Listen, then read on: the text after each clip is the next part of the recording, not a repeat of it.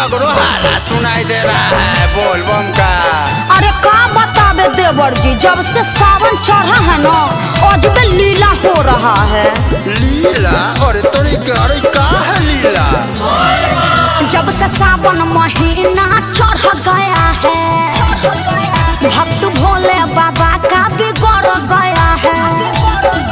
जब से सावन महीना चढ़ गया है भक्त भोले बाबा का बिगड़ गया है।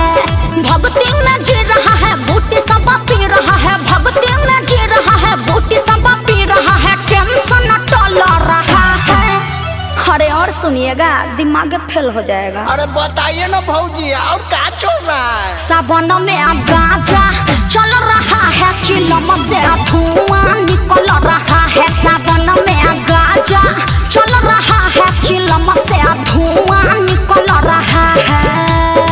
समझे देवर जी? अरे आप समझने की बात कर रहे हैं, यहाँ समझदारी का नोस फूल रहा है। अब भक्ति में मेरा भी दिमाग झूल रहा है। अभी तो झूलिए रहा है अब फूल रहा है, आगे सुनिए ना। हाँ तो सुनाइए ना भौजी। चारों ओरिया बादल है छाया, लग रहा है गुड्डा जी। पानी झम झम बरस रहा है, सबका हैप्पी है मोडा जी। चारों ओरिया बादल है छाया, लग रहा है गुड्डा जी।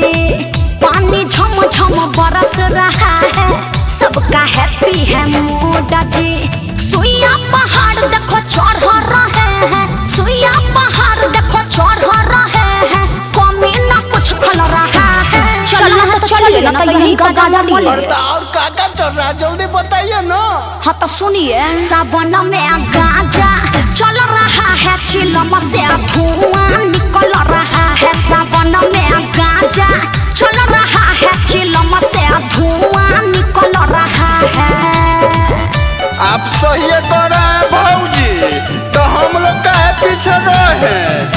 अपना पुरनका वाला पिकअप है, सब परिवार ठूस के जाएंगे, आप मंदिर में घुस के जल चढ़ाइए न देंगे। अच्छा तो ठीक है, लेकिन वहाँ सटका भी पड़ता है। शहरी आंटी नवा की दुल्हन ठुमका देखो लगा रही है। अंतरा सिंह प्रियंका का गाना जमक के वो बजा रही है, तो हम गर्दा उड़ा के नाचेंगे। शहरी आंटी नवा की दुल्हन ठुमका देखो लगा रही है। अंतरा सिंह प्रियंका का गाना जमक के वो तो बजा रही है। और जो न शर्मा बोलबम चिल्लाए, परमेश्वर महतो बोलबम चिल्लाए, कहे जिंदगी बदल रहा है। अरे अब तो समझ गए ना।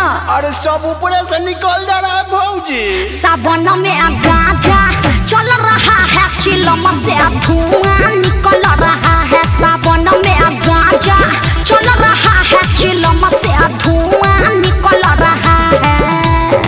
अरे अपना तो मजा ही मजा है। हमारा पास गांजा ही गांजा है।